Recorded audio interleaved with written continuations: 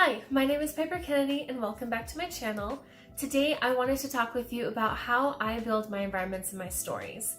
And I call it environment building and not world building because I write a lot of what's called urban fantasy, where it's in the real world. It takes place in kind of real adjacent cities, but with that little hint of paranormal in there that doesn't quite fit into reality. So this is an important part of the process because, like I mentioned last week, there's a lot about what we're going to do here that will inform our main character for us. It will help give us a clearer view of who she is, what she does. For instance, if I am writing a dystopian fantasy novel, it's not likely that she's going to have a lot of family. Her career will probably just be surviving. Or if she does have family, she does have a career, that speaks very highly to her position in society and what kind of expectations she has based on that. Whereas if we write like a cowboy romance in the country, both of them are probably going to have their family. They're both going to have very set, kind of wholesome careers, and their families are going to be big and involved in the plot. And so those are people that we would have to work into also.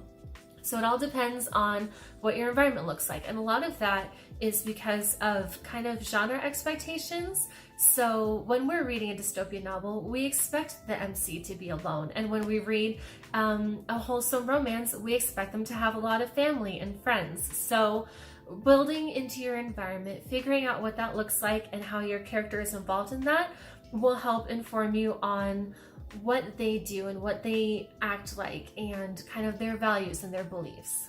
So the first thing that I'm going to do when I'm building this environment for myself is I'm going to take those kind of pop-up scenes that we talked before, the ones that just like smack you right in the face and you have to write it down right now because this is a gold scene and you don't want to lose it.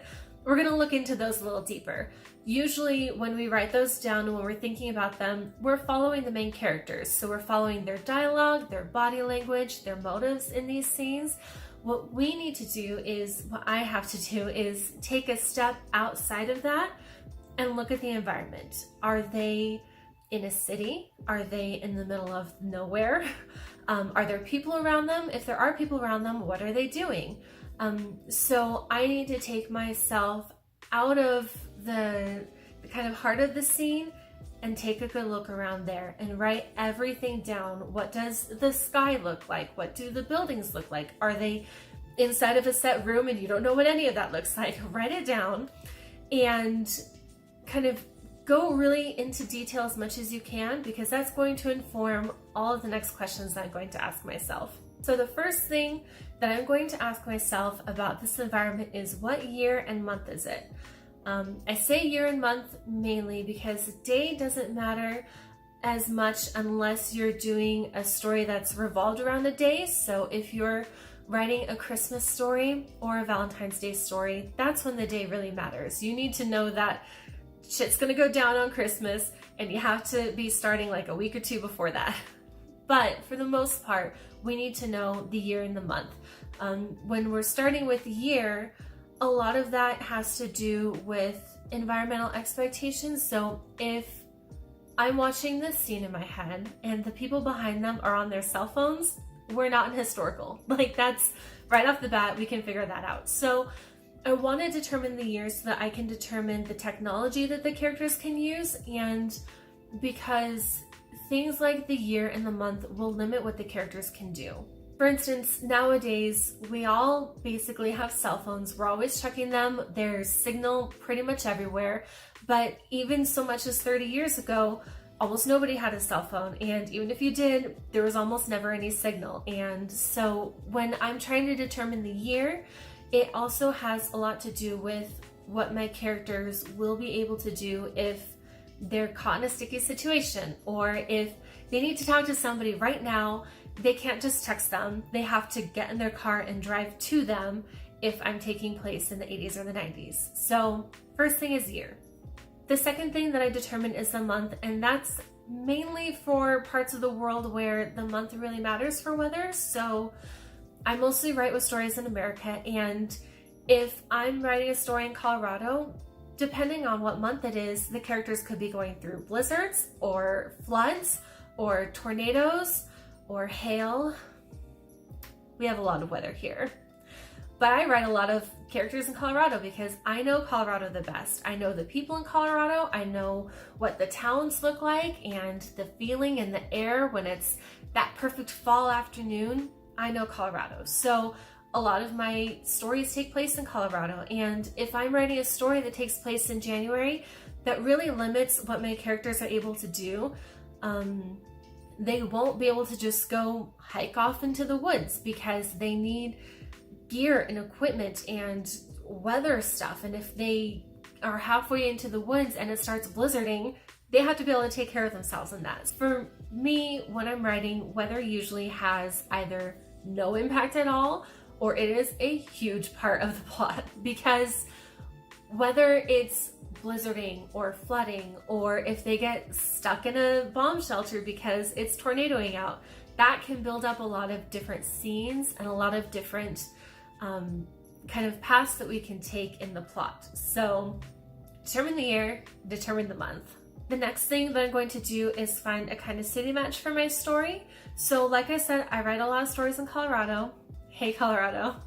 But I'm not going to say my main character lives in Denver, Colorado. Like there's a lot of reader expectations that might go into that. And a lot of people might be thinking already they have their opinions about Denver. So I'm going to write about just a big city in Colorado. Or if I'm writing about a small mining town, I'm not going to call it Cripple Creek. I'm just going to call it a mining town and give it a name. And it might have a lot of aspects to real mining towns, like the kind of people that are there, the kind of stores that are there, what the roads look like, what the weather is like, but I'm not usually going to name names, as it were.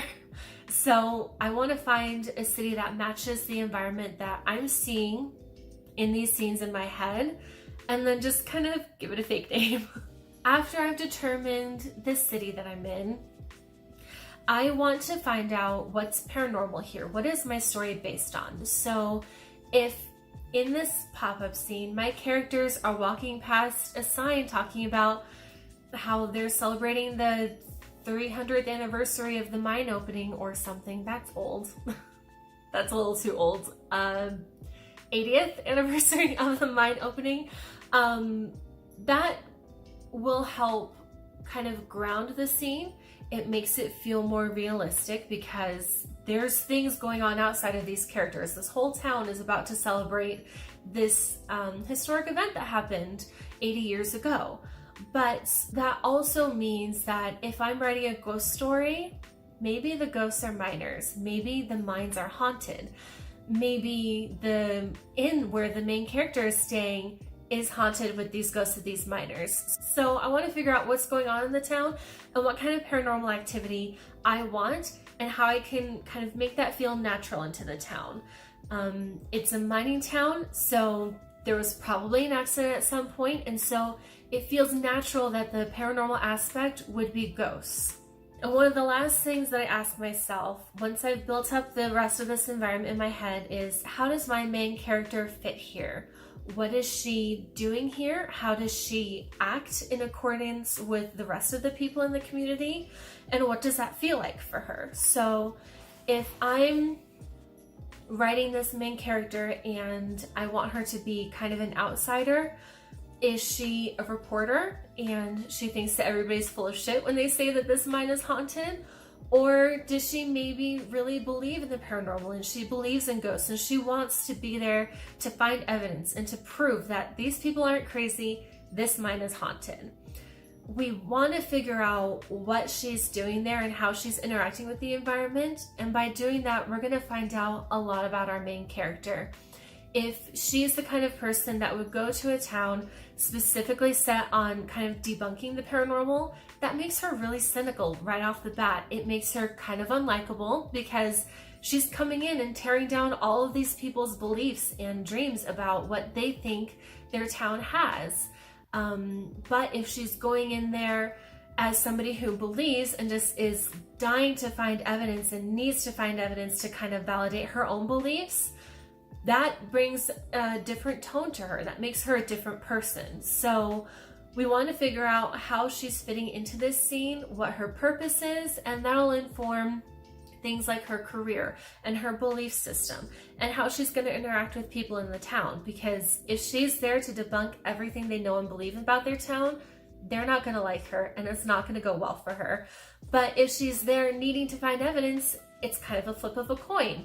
Do they like that she's there and that she wants to find evidence, or are they tired of being seen as kind of a tourist stop and this was a big part of their history and they don't want somebody kind of exploiting it?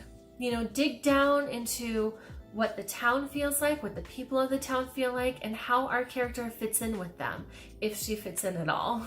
So that's all I have for you today. Hopefully you liked this video. If you want to ask me more questions about how I build my environment, please feel free to leave a comment down below. I would love to talk about it. Or you can reach out to me through Instagram. I'll have that link down below as well. But thank you again so much for watching, and I'll see you guys next week. Bye!